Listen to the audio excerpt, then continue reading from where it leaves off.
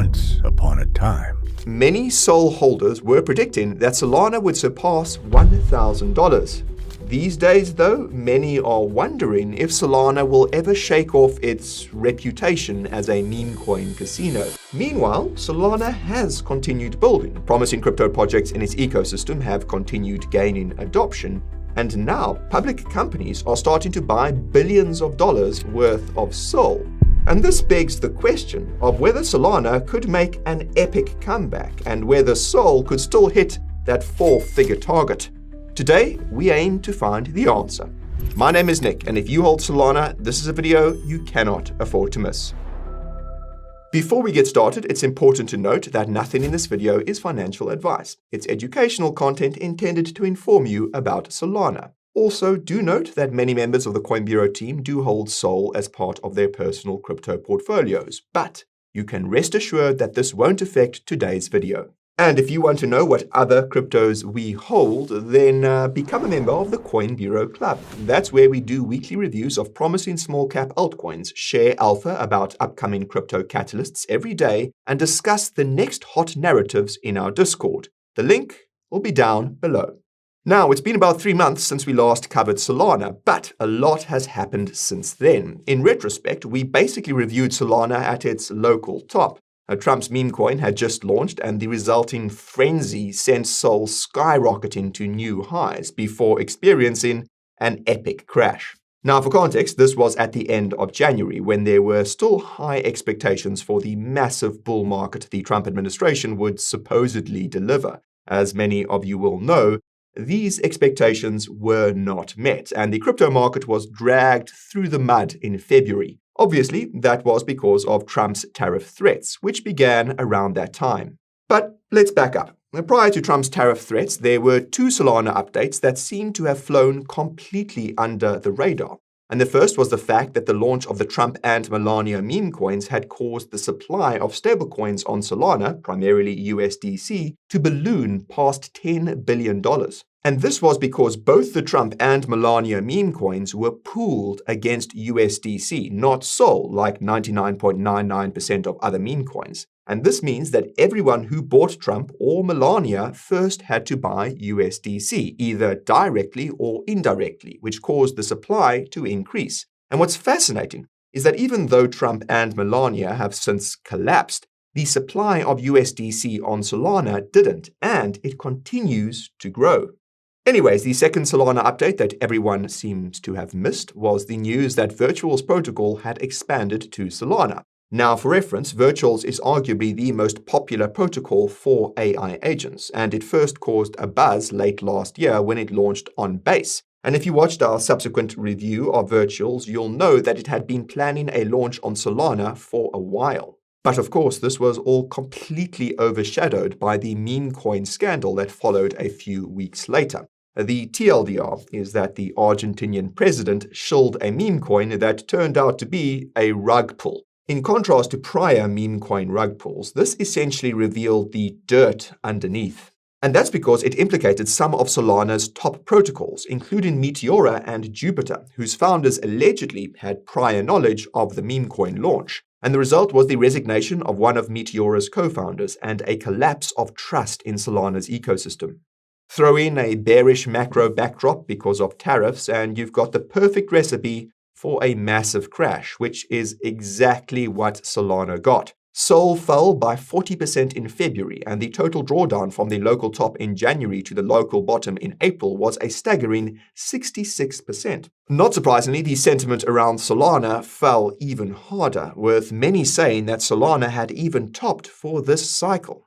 However, in recent weeks, Solana has rallied 50% from the lows and is showing early signs of a proper recovery. And this means the story may not be over just yet, and the developments that Solana has seen since February suggest that what lies ahead could be even better than what was originally expected. And by the way, if you're enjoying this video so far, then let us know by smashing that like button. And if you don't want to miss the next one, be sure to subscribe and ping the notification bell as well. Back to the video. Now, in early March, things started looking better for Solana. First, Trump announced that the US would establish a, quote, crypto strategic reserve that includes XRP, SOL, and ADA. Funnily enough, Solana founder Anatoly Yakovenko wasn't too keen on the announcement, worrying that it would threaten the decentralization of the cryptos in question. And some would argue that Solana is already pretty centralized.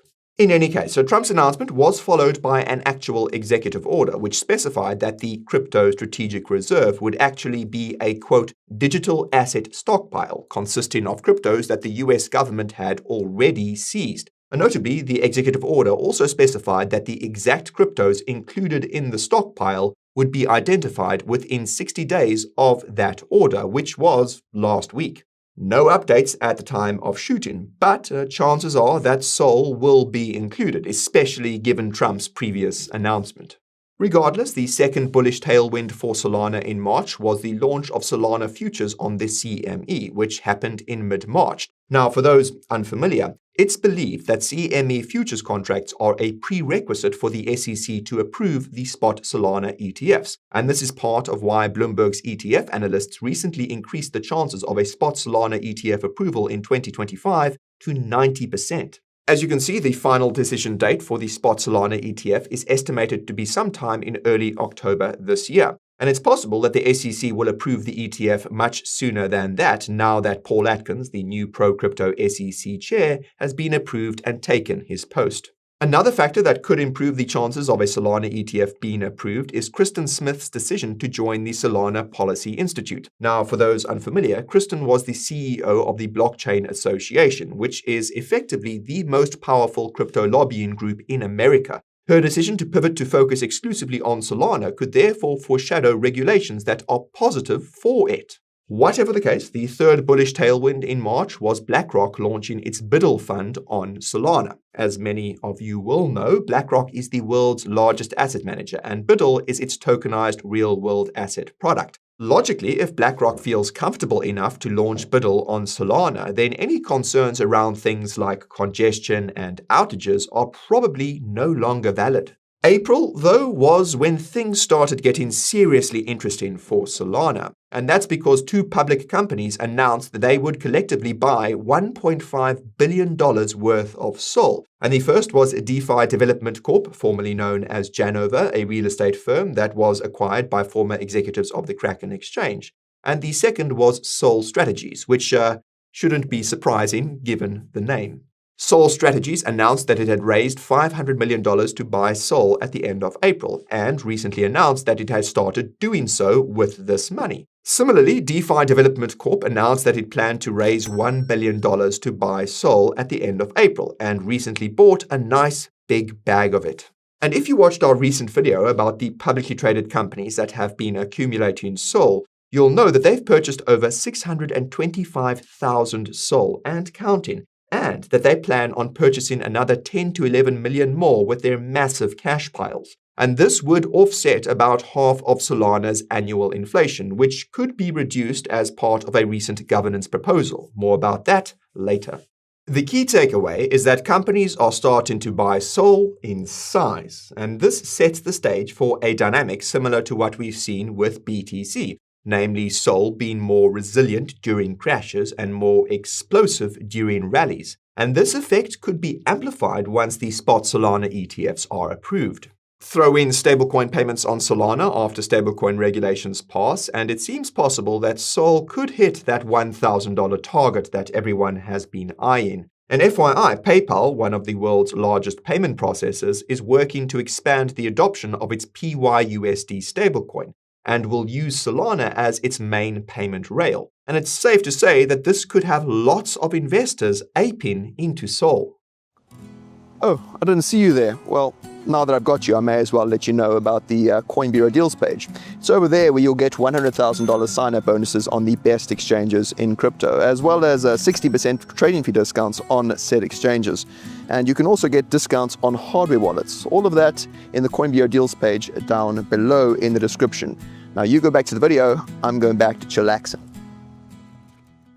And this brings me to the moment you've all been waiting for, and that's Sol's current price action and future potential. As I mentioned earlier, it has taken a battering in recent months. Some of you might recall that we had flagged this crash risk as we noticed that Solana's on-chain activity was starting to fall. The bad news is that this on-chain activity continues to be sluggish, which suggests that Sol's recovery could also be slow. The good news is that this on-chain activity appears to have bottomed, which suggests that it could start to move higher along with Sol's price. And this begs the question of what the catalyst will be that triggers a Sol recovery. And it's possible that the answer will be AI agents. And that's simply because AI agents are analogous to meme coins. In practical terms, this means that AI agents have the potential to create the same demand for Sol that meme coins did last year.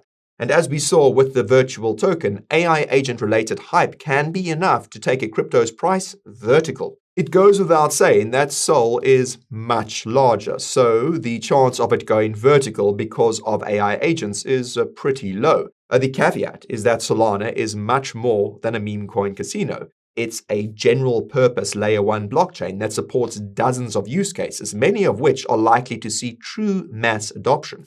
As it so happens, it appears that Solana has been targeting two use cases in particular: deepen and payments. On the deepen front, we've seen Solana projects like Helium acquire hundreds of thousands of paying users with the low-cost mobile plan it offers with the help of T-Mobile. In fact, some would say that Solana is also a de facto deepen blockchain, as it hosts most of the biggest projects in this niche. As for payments, I'll remind you that we're still waiting for stablecoin regulations to pass. At the time of shooting, the Senate is trying to push through the stablecoin bill, but is facing setbacks because of Trump's crypto affiliations and perceived conflicts of interest. With a bit of luck, these hurdles will be overcome, and if they are, we could see stablecoin regulations passed as soon as the end of May.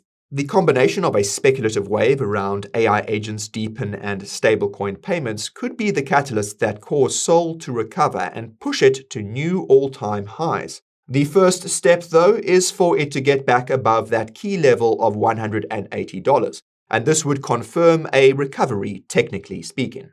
And if you've been keeping up with our Solana updates, you'll already know that we believe it's possible that Sol could hit close to $1,000.